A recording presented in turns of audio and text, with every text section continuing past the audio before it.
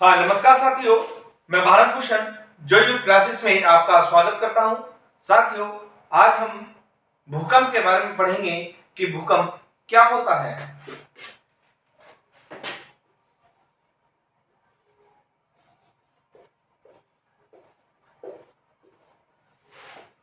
साथियों, भूकंप के बारे में यूं तो हम सब जानते हैं कि भूकंप क्या होता है, क्योंकि भू माने भूमि या पृथ्वी और कंप माने कांपना। तो अर्थ निकलता है पृथ्वी का कांपना या भूमि का कांपना। साथ ही हमने अपने दादा परदादा या अपने किसी भी बुजुर्ग से सुना होगा कि पृथ्वी हिलने लगी, मेज पर रखी चीजें आप अपने आप गिरने लगी या बर्तन खड़कने लगे। हम रात को सोए हुए थे, लेकिन एकदम अकस्मात क्या हुआ कि बर्तन खड़खड़ाने लगे। हमने देखा उठ के तो हम हिल रहे थे। तो ये सब क्या है? ये एक भूकंप होता है, ये एक पृथ्वी का कांपना होता है। ये सब चीजें क्या है? ये हमारे जब पृथ्वी की कुछ आंतरिक क्रियाएं, आंतरिक शक्तियां अपना रूप बदलती है तो भूकंप की संभावना उत्पन्न हो जाती है। तो ऐसा हम वैज्ञानिकता के आधार पर कह सकते हैं। लेकिन साथियों, अगर हम भूकंप की बात करें तो भूकंप का जो हमारी कल्पनाएं हैं, भूकंप की कल्पनाएं दो रूपों में देखी गई हैं। जैसे नंबर 1,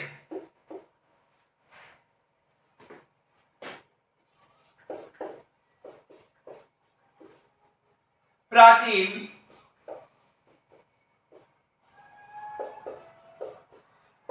नंबर 1 आता है प्राचीन विचारधारा। अब साथियों, जब हम प्राचीन विचारधारा की बात करते हैं भूकंप के लिए, तो प्राचीन विचारधारा में आता है कि जो हमारी पृथ्वी है, ये किसी जीव के सींग पर, किसी जीव के सिर पर टिकी हुई है। ऐसा कहते हैं कि जब हम छोटे थे तो हमें कुछ ऐसी बातें सुनने को मिलती थी कि जैसे कह सकते थे कि पृथ्वी गाय के सींग पर रखी है, पृथ्वी शेषनाग के सिर पर टिकी हुई है। तो जब शेषनाग के या गाय के सींग पर टिकी हुई है, यह भारतीय विचारधारा के आधार पर मैं आपको बता रहा हूं। तो शेषनाग के या गाय के सींग पर टिकी हुई है, तो जब गाय थक जाती है एक सींग पर पृथ्वी को टिकाए हुए, जब वो सिर हिलाती है तो और अपना दूसरा सींग लाती है, तो पृथ्वी के अंदर कंपन हो जाता है या पृथ्वी का जो बैलेंस है वो बिगड़ जाता है। तो उसी को कह देते हैं कि पृथ्वी हिल रही है या पृथ्वी के अंदर भूकंप आया है। तो ऐसी विचारधारा हमारी प्राचीन विचारधारा कही जाती है। जैसे हम कह सकते हैं कि जब प्राचीन विचारधारा की जब हम बात कर रहे हैं, तो प्राचीन विचारधारा में एक टर्की देश है या एक बुल्गारिया देश है, जिसमें कहा जाता है कि जो पृथ्वी है वो भैंस के सींग पर टिकी हुई है। कौन सा? एक तो टर्की, एक होता है बुल्गारिया। ये दो देश ऐसे हैं जिसने कहा कि जो पृथ्वी है वो भैंस के सींग पर टिकी हुई है। किस पर? भैंस के सींग पर। तो साथियों, वैज्ञानिक युग है। क्या आप कल्पना कर सकते हैं कि प्राचीन काल में क्या पृथ्वी भैंस के सींग पर टिकी हुई होगी? तो साथियों, हमारा आंसर आएगा नहीं। क्यों? क्योंकि पृथ्वी, ये जो सौर मंडल है जिसका केंद्र सूर्य को माना गया है। किसको माना गया है? सूर्य को इसका केंद्र माना गया है। और सूर्य के चारों ओर ये जो पिंड है, जो हम ग्रह के रूप में देखते हैं, कहते हैं बुध, शुक्र, पृथ्वी, मंगल, बृहस्पति, शनि, वरुण, अरुण, ये जितने भी 8 ग्रह हैं ये पृथ्वी का और सूर्य का चक्कर लगा रहे हैं, जिसके आधार पर कह सकते हैं जब सूर्य का चक्कर लगा रहे हैं हमारे अंतरिक्ष में है, तो क्या भैंस के सींग पर ये हो सकता है? तो साथियों सींग पर है। ऐसे ही ये नहीं कि अकेले अब बुल्गारिया या टर्की ने ही ऐसी चीजें कही, मैं भी आपको दिखाता हूं। जैसे कि कहें उत्तरी अमेरिका है,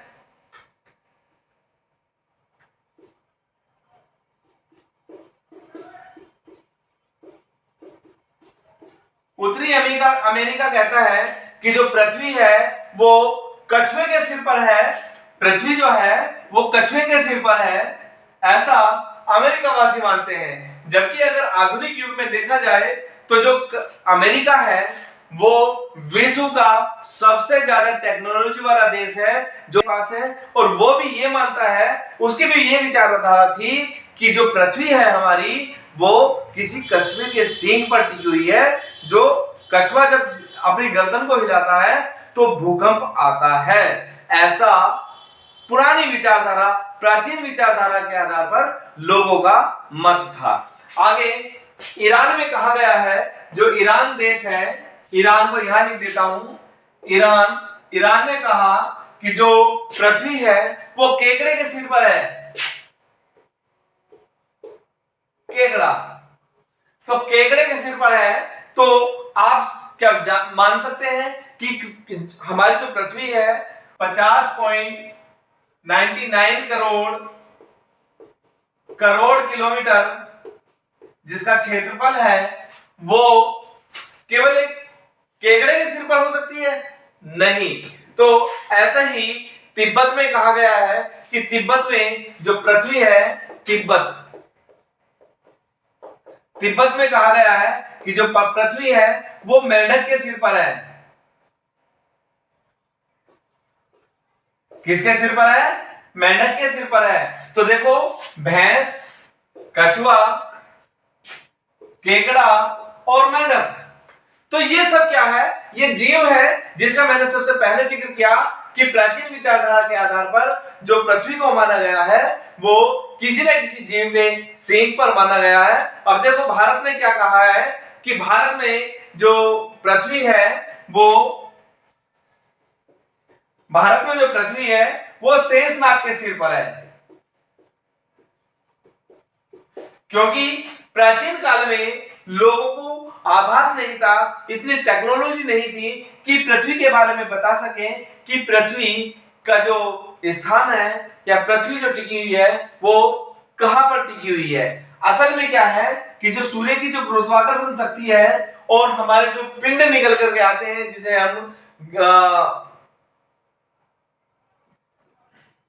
जो पिंड निकल करके आते हैं, जिन्हें हम अपने ग्रह के रूप में देखते हैं, उनकी आकर्षण शक्ति है। तो उसी आकर्षण शक्ति के आधार पर ये पिंड अपने स्थान पर एक जगह स्थापित है और वो सूर्य का चक्कर लगा रहे हैं। अब साथियों देखना ये है, ये तो हमारा प्राचीन विचारधारा के आधार पर बताया गया कि पृथ्वी जो है वो कहां पर टिकी हुई है जिससे कि भूकंप आते हैं। अब देखना यह है कि जो भूकंप की स्थिति है वो वैज्ञानिक विचारधारा के आधार पर क्या कहती है। दूसरा पॉइंट आता है, पहला हो गया प्राचीन विचारधारा, दूसरा आता है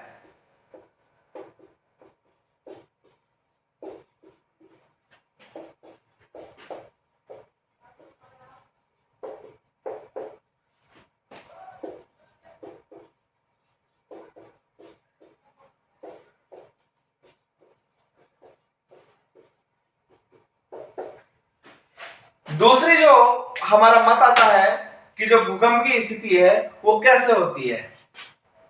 वैज्ञानिक विचारधारा या कहें आधुनिक विचारधारा। वैज्ञानिक विचारधारा के आधार पर अगर देखा जाए तो पृथ्वी पर जो भूकंप आते हैं वो उसके निम्न कारण होते हैं। नंबर 1 होता है, नंबर 1 भू संतुलन। नाम से भी जानकारी मिलती है कि जब पृथ्वी का संतुलन बिगड़ जाता है तो पृथ्वी के ऊपर भूकंप की स्थिति उत्पन्न हो जाती है। अब ये संतुलन जो है पृथ्वी का कैसे बिगड़ता है कि पृथ्वी के ऊपर कुछ आकस्मिक क्रियाएं हुई, प्लेटों का खिसकना, आपस में टकराना, नीचे बैठ जाना, तो ये सब क्या है, तो ये हमारी आकस्मिक क्रियाएं होती हैं जिसके आधार पर हम कह सकते हैं कि पृथ्वी के ऊपर भूकंप आया। नंबर 2,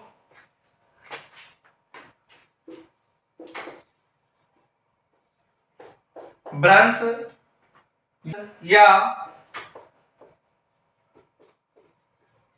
संपीड़न। टूट फूट या संपीड़न की क्रियाएं होती है। कैसे? भ्रंश माने, मान लीजिए ये प्लेटें हमारी पृथ्वी के ऊपर पाई जाती हैं। हमने प्लेटों को कई बार पढ़ लिया, फिर भी हम एक बार फिर पढ़ते हैं। तो ये प्लेटें हैं जो हमारी पृथ्वी के तल पर ये तैरती रहती हैं, पानी भर या कहीं भी ये तैरती रहती हैं। तो ये प्लेटें क्या होती हैं, आपस में टकराती हैं, या इनके अंदर क्योंकि नीचे पानी होता है या दलदली भूमि होती है, तो कहीं से ये प्लेटें नीचे को बैठती है, तो ये प्लेटें धंस जाती हैं, नीचे आ जाती हैं। इस तरीके से ये नीचे आ गई और 2 प्लेटें ऊपर टिकी रह गई। ये प्लेटें नीचे बैठ गई और ये प्लेटें ऊपर रह गई। तो ये जो नीचे धरती है इसे बोलते हैं भ्रंश। या ये जो प्लेटें हैं आपस में टकराती है, संपीड़न करती है इस तरीके से। तो ये संपीड़न की क्रिया जब होती है पृथ्वी के ऊपर तो भूकंप की स्थिति उत्पन्न हो जाती है। क्योंकि जब भी कभी हमने देखा होगा कि कोई भी 2 चीजें आपस में जब टकराती हैं तो उसके अंदर से कंपन निकलता है। एग्जाम्पल मैं देता हूं, जब हम अपने आसपास डीजे की आवाज या किसी अन्य वस्तु की आवाज, पटरी पर रेलगाड़ी आ रही है उसकी आवाज जब हम सुनते हैं तो हमारे जो मकान बने हुए हैं उसमें दरारें पड़ जाती हैं। एक छोटा सा एग्जाम्पल, तो भ्रंश, पृथ्वी का नीचे बैठना और कंपन होना हमारा भूकंप कहलाता है। नेक्स्ट है तीसरा पॉइंट। तीसरा पॉइंट है इसका जलीय भार। ये भी एक पॉइंट होता है। हमारी पृथ्वी के ऊपर जब भूकंप आते हैं तो वैज्ञानिकता के आधार पर यह देखा गया है कि हमारे झील, तालाब, नदी, नाले के अंदर जो पानी होता है उसके अंदर जब हलचल होती है और या उस पानी को जब हम उसके किनारे से टकराता है पानी, तो तब भी भूकंप की स्थिति उत्पन्न हो जाती है, ऐसा हमारे वैज्ञानिक मानते हैं। नेक्स्ट है 5वां पॉइंट है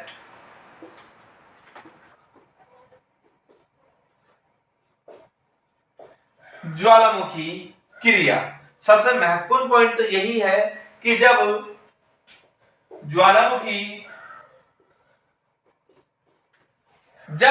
ज्वालामुखी क्रिया होती है, ज्वालामुखी विस्फोट होता है, तब भी भूकंप की स्थिति उत्पन्न हो जाती है। क्योंकि विस्फोट के आधार पर जहां पर विस्फोट होता है वहां की तरंगे पृथ्वी के तल से टकराती है और तल से टकराने के बाद वहां ये इस तरीके से एक घेरा बना लेती है और वहां तक जहां तक इसकी रेंज आती है वहां तक ये अपना असर दिखाती है और भूकंप की स्थिति उत्पन्न हो जाती है, ऐसा हमारे वैज्ञानिक मानते हैं। तो जब हमने प्राचीन विचारधारा और वैज्ञानिक विचारधारा को देख लिया कि भूकंप आने की जो स्थिति है वो किस प्रकार है या भूकंप की जो उत्पत्ति है वो कैसे होती है, तो ये सब चीजें हमने 2 विचारधाराओं के आधार पर देख ली है। लेकिन अगर इससे आगे बात करें कि भूकंप क्या है, क्वेश्चन ये बनता है कि भूकंप क्या है, क्यों आता है भूकंप।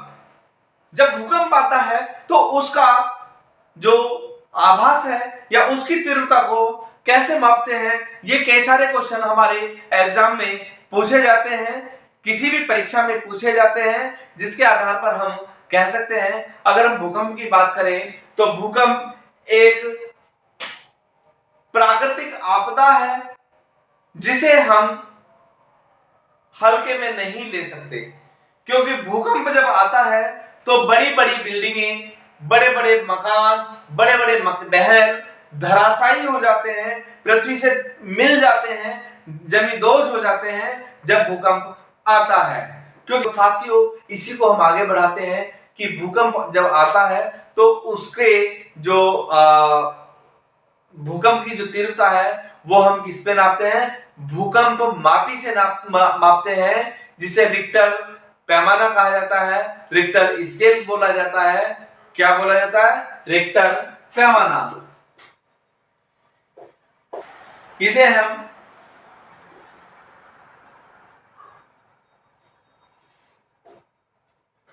भूकंप मापी के नाम से भी जानते हैं, भूकंप मापी के नाम से भी जानते हैं। तो ये सब चीजें क्या है? ये हमारे भूकंप को मापने के एक पैमाना है, एक स्केल है, जो हम इसका इस्तेमाल इसके अंदर करते हैं। अब कहते हैं कि जब भूकंप आता है तो उसकी जो तीव्रता होती है, कितनी तीव्रता के आधार पर देखा जाता है कि भूकंप की स्पीड बहुत ज्यादा है। जैसे कह सकते हैं भूकंप मापी के आधार पर इसे 12 रिक्टर पैमाने में मापा गया है। 12 जो इसकी स्थिति है 12 होती है। जैसे कह सकते हैं 1 से 4 हल्की तीव्रता, 5 से 6 थोड़ा सा उससे तेज, 7 से 10 तक की जो तीव्रता होती है वो अति भयंकर होती है, अति विनाशकारी होती है। तो ये तीव्रता हमारी अंकों के आधार पर होती है, इसके हम अंक कहते हैं। ये अंक होते हैं हमारे, जो हमारे बने हैं। तो ये सब चीजें क्या है? उसके बाद 11 और 12 की जो तीव्रता होती है वो सबसे प्रलयकारी तीव्रता होती है। इसकी स्पीड बहुत ही अधिक होती है और इसमें चाहे कितनी भी बड़ी बिल्डिंग हो वो सब धराशायी इसके अंदर हो जाती है। अभी तक जो तीव्रता देखी गई है वो 7 से लेकर के 10 तक देखी गई है। ये जो तीव्रता है बड़ी विनाशकारी, प्रलयकारी ये तीव्रता होती है। आगे और थोड़ा सा बताते हैं। जो भूकंप की तीव्रता होती है वो भूकंप की तरंगों के आधार पर हम देखते हैं। तो भूकंप की जो तरंगे हैं वो 3 प्रकार की होती हैं। नंबर 1 प्राथमिक तरंगे, जिन्हें हम पी तरंगे के नाम से भी जानते हैं। पी प्राथमिक तरंगों की जो तीव्रता होती है वो 8 से लेकर के 14 किलोमीटर प्रति सेकंड होती है। इनकी स्पीड होती है 8 किलोमीटर से लेकर के 14 किलोमीटर प्रति सेकंड की ये तीव्रता होती है। इसकी जो स्थिति बनती है वो इस तरीके से बनती है, इस तरीके से आगे बढ़ जाती है, इतनी स्पीड होती है। मतलब इसमें रुकने की कोई क्षमता नहीं होती कि ये एक जगह रुक जाए, और ये आता है धड़ाम देने से निकल जाता स्पीड के साथ। तो चीजें इसके अंदर बहुत कम या बहुत कम इसके अंदर मतलब आभास हो पाता है कि हमारे यहाँ से कोई भूकंप आया है, आई चीजें और निकल गई है। तो ये चीजें क्या है? जो प्राथमिक तरंगें होती हैं ये बहुत स्पीड होती है, इसकी बहुत अधिक तीव्रता होती है, अधिक स्पीड से चलती है, जिससे कि हमारी जो विनाशकारी जो क्षमता होती है इसकी बहुत कम होती है।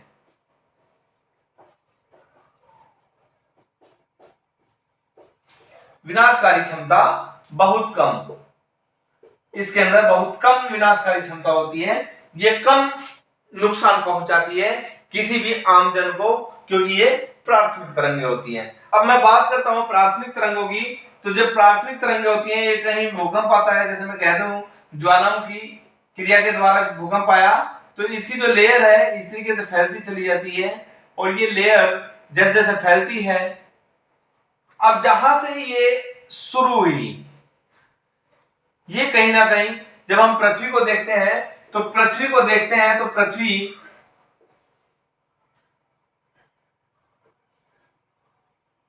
की जो लेयर है इस तरीके से बटी हुई है।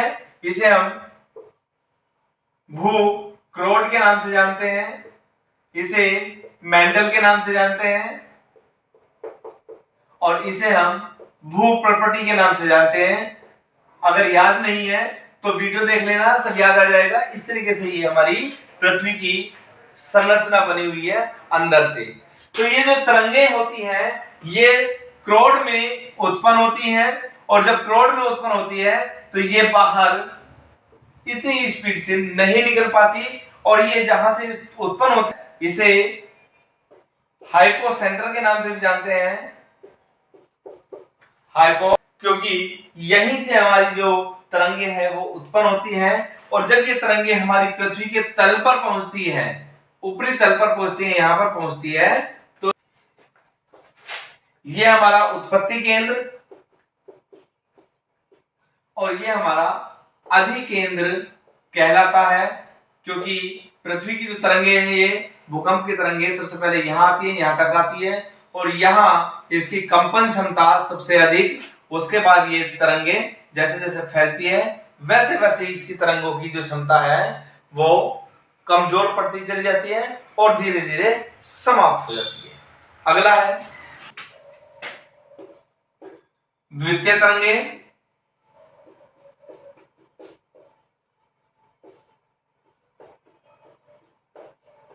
जिन्हें हम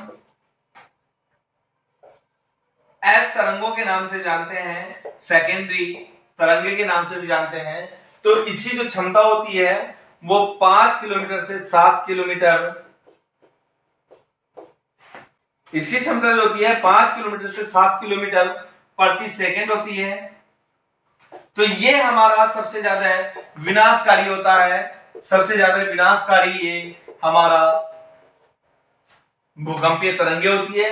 क्योंकि ये हमारी जो तरंगे हैं वो रुक रुक कर चलती है, इस तरीके से चलती हैं। ये तरंगे रुक रुक कर चलती हैं, स्पीड से नहीं निकल पाती, जिससे इन तरंगों को नुकसान पहुंचाने का समय मिल जाता है और किसी भी स्थान को धराशायी करने का समय मिल जाता है। जिससे कि इसके आधार पर देखा जाए तो ये कम स्पीड होती है और जहां आती है रुक के ये अपनी उस पृथ्वी को बिल्कुल इस तरीके से हिलाती हुई चली जाती है। इस तरीके से हिलती है इसमें पृथ्वी, और चीजें जो है धड़ाम से नीचे नीचे गिर जाती हैं और वहां पर विनाशकारी लीला शुरू हो जाती है इन सेकेंडरी तरंगों के आधार पर। नेक्स्ट है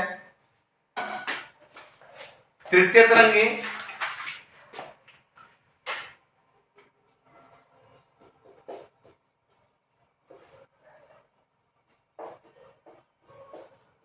जिन्हें हम एल तरंगों के नाम से जानते हैं, एल तरंगे, क्योंकि ये तरंगे हमारी लंबी दूरी तय करने वाली तरंगे होती हैं और इससे नुकसान हमारा ना के बराबर होता है। अगर देखा जाए तो ये तरंगे हमारी बहुत ही कम हानिकारक होती हैं। तो साथियों, ये हमारी आज की एक छोटी सी वीडियो थी जिसमें हमने ज्यादा चीजों को नहीं लिया। अभी हमारा इस भूकंप के अंदर भूकंपीय क्षेत्र रह गया है जिसे हम अगली वीडियो में आपको समझा देंगे। लेकिन ये वीडियो जो है ये आपके लिए बहुत ही महत्वपूर्ण वीडियो है, क्योंकि भूकंप के लिए इसमें से बहुत सारे क्वेश्चन पूछे जाते हैं। कहते हैं कि जो भूकंप मापी है,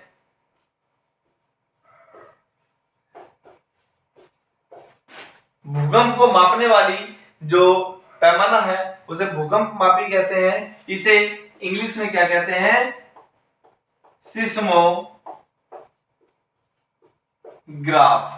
ऐसा भी क्वेश्चन आ जाता है कि भूकंप मापी को इंग्लिश में क्या कहते हैं? सिस्मोग्राफ। क्योंकि अगर आपके सामने सिस्मोग्राफ आ गया और आपने सिस्मोग्राफ को नहीं पढ़ा तो आपने केवल भूकंप मापी पढ़ रखा, तो आप ये आंसर गलत करके आ जाओगे और आपका जो जीरो नंबर मिलेंगे वो केवल आपके इतना बड़ा जीरो मिलेगा और आप उसमें विफल हो जाओगे। लेकिन ये सब चीजें क्या है कि ये हमें जानकारी लेनी है कि इस वीडियो के अंदर हमें जो बताया है, जैसे भूकंप मापी, इसे इंग्लिश में सिस्मोग्राफ के नाम से भी जानते हैं। तो ये सब चीजें हमें ध्यान रखनी है। ऐसे ही हमारी वीडियो आपको मिलती रहेंगी।